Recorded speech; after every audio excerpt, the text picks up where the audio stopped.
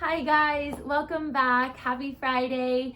For today's yoga snack, I'm going to talk about low cobra and up dog. These are two poses that we see a ton in vinyasa style classes, and they are done repetitively over and over and over and over again.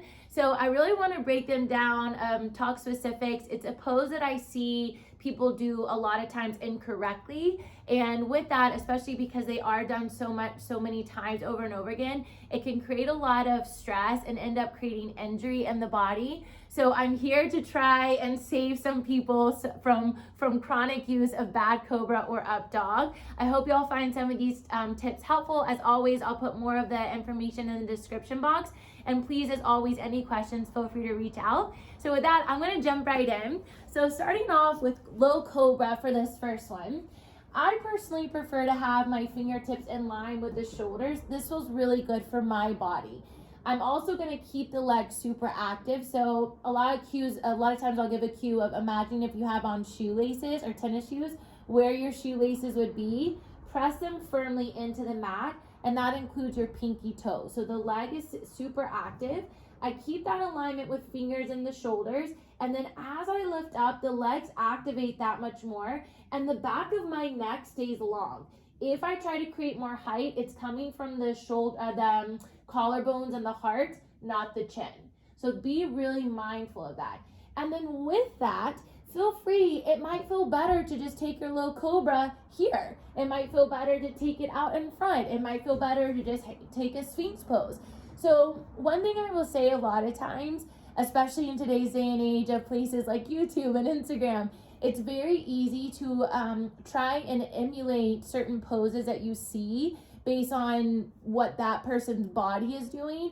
And our bodies are so different. So based on bone structure, your length, your torso, all of that, there's gonna be a lot of things that you're gonna need to do to adjust. And that doesn't mean that the pose is incorrect. So I just wanna put that out there. Use your yoga practice as very much a place to explore and figure out what works for your body in a safe way. So the second thing I'm gonna talk about is your up dog. For me, I like to then walk the hands back a little bit farther so that once I extend my arms, the shoulders will be stacked over the wrist.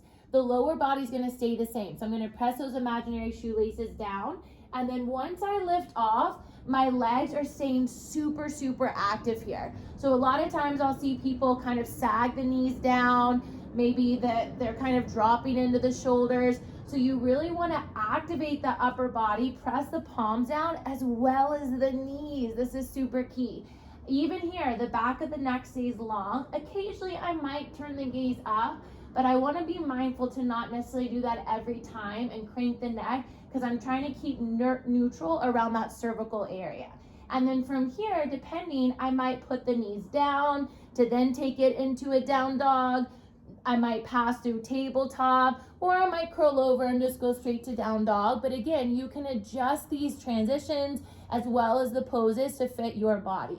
So I hope that's helpful. If you have any questions, please feel free to reach out. Again, I'll put some of these details in the description box below.